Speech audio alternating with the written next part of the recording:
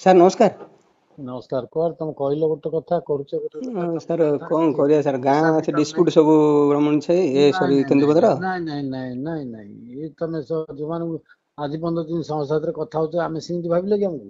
ନାଇଁ ସାର୍, ମୋର 100ରୁ 100 ଭରସା, ନାଇଁ ମୁଁ ନାଇଁ ବହୁତ ଭଲ ପାଏ I sir. M Saroj Padhi. ହଁ ସାର୍। ଏ ବ୍ୟବହାର ଠିକ ନାହିଁ। ସାର୍ ଏ ତମ ଯୋଉ ବାଦ ଡିସ୍ପ୍ୟୁଟ୍ ଶୁଣିଛ କି ସେମାନେ ନାଇଁ? କରିଦେଇଛନ୍ତି, ଗାଁ ଆପଣ ଇନକ୍ୱାରି କରନ୍ତୁ, ଏବେ ମଧ୍ୟ ତାଙ୍କ ମତେ ଟ୍ରାକ୍ଟର ତମେ ସିରିଏଲ ଜାଣିଛ କି କଢଉଛନ୍ତି ସାର୍। ନାଇଁ? ମତେ ଗୋଟେ ପ୍ରଶ୍ନ ଉତ୍ତର ଦିଅ। ମତେ ଜାଣିଛ ନା ଭଲ ଭାବରେ? ହଁ ଭଲ ଜାଣିଛି ସାର୍। ଭଲ ଭାବରେ ଜାଣିଛ। ଆସିଲ ମୋ ସାଙ୍ଗରେ କଥା ହେଲ, ପୁଣି ନାଇଁ ସାର୍ ଦେଖା ନାହିଁ, ବନ୍ଦ ହେଇଗଲା ତ, ସାକ୍ଷାତ ନାହିଁ, ଯୋଉ ପାଣି କଥା ନାହିଁ, ପଳେଇଲା, ଆମେ ବାର୍ତ୍ତା ମାସେ ନାହିଁ। 8 ତାରିଖଠୁ ବନ୍ଦ ଅଛି ରେମ୍ବୋ। ତମେ 8 ତାରିଖରେ ବନ୍ଦ ଥାଉ, 5 ମାସ ବନ୍ଦ ଥାଉ, 2 ଦିନ ଆଜ୍ଞା ବନ୍ଦ ଥାଉ, ଆଜ୍ଞା କି ଚଲେଇଥାଉ, ସାର୍। କଥାର ମୂଲ୍ୟ ରହିବା ହଁ ଦରକାର। ସାର୍, କଥାଟା ମୁଁ ସାର୍ ଯୋଉଠି କେନ୍ଦୁପତ୍ର କଥାର ବିଷୟରେ। ମୂଲ୍ୟ ନାହିଁ ସେଇଟା ସରୋଜ ପାଢୀ ନାହିଁ। ଆଜ୍ଞା ଆଜ୍ଞା। ଅଣ୍ଡରଷ୍ଟାଣ୍ଡ? ହଁ ସାର୍। ଆଉ କଣ ସାରୁ କଣ ମିଳିବ ମତେ?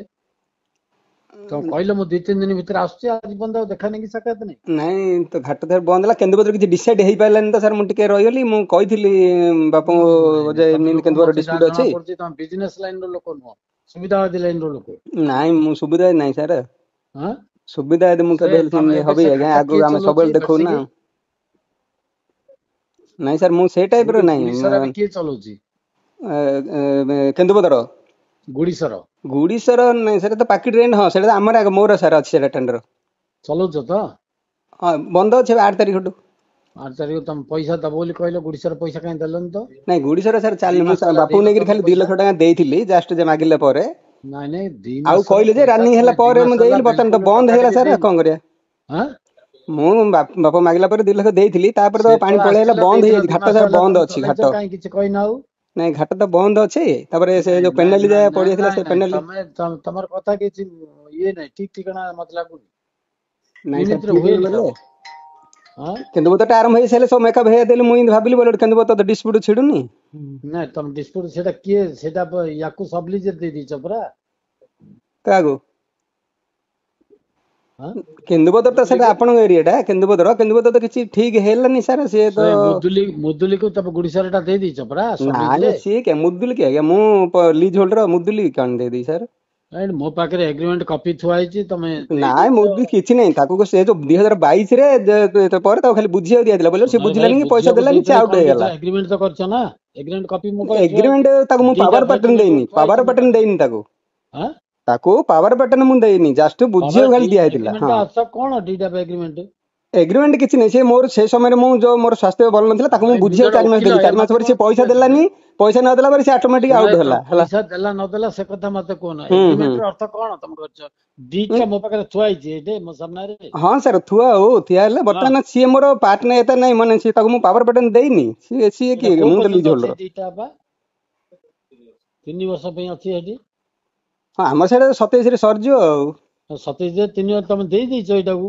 ନାଇଁ ନାଇଁ, ମୁଁ ପାୱାର ଆଉ ବଟନ ତମର ଦେଇନି କଣ ତାକୁ। କହୁଛ ସୁଧା? ତାକୁ ପାକିଟି ମୁଁ ପାୱାର ବଟନ ଦେଇନି, ଆପଣ ଭଲ ଭାବରେ ଦେଖନ୍ତୁ। ପାୱାର ଆପେଟିନ୍ ନାହିଁ ଭାଇ, ଏଗ୍ରିମେଣ୍ଟ ଟା କରିଛ ତା ନାଇଁ ସାଙ୍ଗରେ ଏଗ୍ରିମେଣ୍ଟ ତମେ। ଯୋଉ ସମୟ ବୁଝିଲା, ସେ ଏଗ୍ରିମେଣ୍ଟ ସେ ଫୁଲଫିଲ୍ କରିପାରିଲେନି, ମତେ ପଇସା ସେ ହଁ, ଟୋଟାଲ ଦେଲାନି, ଯାହାଫଳରେ ସେ ଡିଫଲ୍ଟର ହେଲା, ତେଣୁ ସେ ଆରେ ଆଉଟ୍ ହେଲା। ଡିଫଲ୍ଟର ହଉ କି କଣ ହଉଛି, ଏଗ୍ରିମେଣ୍ଟ ତ ଅଛି ନା ତା ନାଁରେ। ଏଗ୍ରିମେଣ୍ଟ ଥିଲେ କିସ ହବ, ଏଗ୍ରିମେଣ୍ଟ ଅନୁସାରେ ସେ ଫଲୋ କଲା କି, ଏଗ୍ରିମେଣ୍ଟ ଖାଲି କଣ ଲେଖିଦେଲେ କରିଦବ ହେଲା ତମେ? କି? ତାର କହୁନ ଏଗ୍ରିମେଣ୍ଟ ତ ତା ନାଁରେ କରିଦେଇଛ ତମେ ଏବେ। କିଛି ତା ନାଁରେ କିଛି ବୁଝିବାକୁ ଖାଲି କୁହା ହେଇଥିଲା, ପଇସା ସେ ଦେବି ବୋଲି କହିଲା, ପଇସା ମତେ ସେଟା ତ ଦେଲାନି। ଲେଖା ହେଇନି ଏଥିରେ ଆଜ୍ଞା, ହଁ ବୁଝିବା ପାଇଁ ପଇସା ଅଛି ଲେଖା ବୋଲି। ହେଇଥିଲା, ପଇସା ଲେଖା ହେଇଥିଲା, ସେ ମତେ ଦେଲାନି ପଇସା, ତେଣୁକରି ସେ ଆଉଟ୍ ହେଲା। ଆଉଟ୍ ହେଲା ବୋଲି କହିଲେ ତମେ ପାଟିରେ ଆଉଟ୍ କାଗଜ ପତ୍ର ଆଉ ଲେଖିକି କାଗଜ ଦେଇଛ ପତ୍ର କି ସେ ତାକୁ? ଚାବି ପକେଇଲା, ମୋର ଚଲେଇଲି, ସେ ସମୟରେ ଯିଏ ତହସିଲଦାର ହେଲେ ଥିଲେ, କଣ ଏଡିଏମ୍ କରିବ ସବୁ ଥିଲେ, ତମେ ସେ ଭାଇ କୁହ ବିଷୟରେ ମତେ? ଏତେ କଥା ବୁଝୁନ ତମେ। ସେ ବିଷୟରେ ଜାଣିଛନ୍ତି। ଆଇନ ସବୁ ଅନୁସାରେ ମାନେ ସିଏ ଥାନା ବି କଥା। ଜାଣିଛି, ସମସ୍ତେ ଜାଣିଛି, କଲେକ୍ଟର ବନ୍ଧ ସାର୍ ଏ ବିଷୟରେ ସବୁ ଜାଣିଥିଲେ ତା କଲେକ୍ଟର ବିଷୟରେ। ଜାଣନ୍ତୁ, ଯିଏ ଜାଣନ୍ତୁ, ମୋର ସେଥିରେ କିଛି ଦେବାର ନେବାର ନାହିଁ ବାପା। ମତେ ଆଜ୍ଞା ଆଜ୍ଞା କଲେକ୍ଟର ରାମ ଭୀମ ମତେ ବୁଝନ, ସାର୍ ବୁଝିଲ ସାର୍ ନା? ଡୋଣ୍ଟ ସେ ଲାଇକ୍ ଦିସ୍। ଆଜ୍ଞା। ମତେ କଣ ତମେ ଆଇନ ବୁଝଉଛ, ଇଏ ବୁଝଉଛ? ନାଇଁ ନାଇଁ, ମତେ ମତେ ଭାବିଲ ଆପଣ କି ସେ କହିଲେ ଇଏ ତାକୁ ଭଳିଆ ଦେଇଦେବି କହିଲୁ, ମୁଁ ତାକୁ ଦେଇନି, ତାକୁ କୁଆଡେ ଦେଇଥିଲି, ଦେଇନି ପାୱାର ତାହେଲେ ବଟନ କଣ? ଦେଇଥିଲି, ଏଗ୍ରିମେଣ୍ଟ ଟା ମୋ ଦେଇଦେଲେ ହେଲା। ପାଖରେ ଥୁଆ ହେଇଛି ହଁ ଆଗରେ ଏଠି। ଥୁଆ ହେଲେ ତାକୁ ପାୱାର ବଟନ ମୁଁ ଦେଇନି, ସେ ପାୱାର ଅଫ ବର୍ତ୍ତମାନ ଆଟର୍ଣ୍ଣି କଣ? ଏଗ୍ରିମେଣ୍ଟ ଅର୍ଥ କଣ? Power of attorney? What agreement is the ଅର୍ଥ, ଡିଫରେନ୍ସ ୟୁ ନୋ? ଏଗ୍ରିମେଣ୍ଟ 17 ବନ୍ଦ ଦିଆହେଇଛି, ତାକୁ ମୁଁ ହାତ କାଟିକି ଏଇଟା ଦେଇନି, କଣ ତାକୁ 17 ବୁଝିବାକୁ ପର୍ଯ୍ୟନ୍ତ ଜଷ୍ଟ ଅଛି କି ଏଇଟା? ଦିଆହେଇଥିଲା। ତାକୁ ବୁଝିବାକୁ ଦିଆଯାଇଥିଲା, କଣ୍ଡିସନ କରାହେଇଥିଲା, ସେ ମନ୍ଥଲି ମତେ ଦେବି ବୋଲି, ସେ ଆରେ ଭାଇ, ଦେଲାନି, ସେ କଣ ଲେଖା ଫୁଲଫିଲ୍ ହେଇଛି ତମେ କରିପାରିଲାନି। ପଢିକିରି ଏଇଟା ସତ କରିଛ ନା ଖାଲି ସତ ହଁ କରିଦେଇଛ? ଖାଲି ସନ୍ଦେହ କଲେ, ସେ ମତେ ଏଗ୍ରିମେଣ୍ଟ ଯୋଉ ପ୍ରକାର କରିଥିଲା, ସେ ସମୟରେ ସେ ଫୁଲଫିଲ୍ କରିପାରିଲାନି, ମତେ ଦେଲାନି ପଇସା, ନଦେଲେ ତାକୁ ମୁଁ ଛାଡିକି ନଦେଲେ ହେଲେ ତମେ ତାକୁ ଏଗ୍ରିମେଣ୍ଟରୁ ଇଏ କଲନି। ଏଗ୍ରିମେଣ୍ଟ ଇଏ କେମିତି କଲେ, ସେ କରୁଛ ଧରା ଏଗ୍ରିମେଣ୍ଟ? ଦେଲାନି, ଆମର ରେମ୍ ଚାଇପ ଗୋଟେ ବର୍ଷେ ମତେ ସେ ଚଲେଇ ଦେଲେନି, ବର୍ଷରେ ସେ ଲସ୍ ନାଇଁ ମତେ ଭାଇ, ଦବ।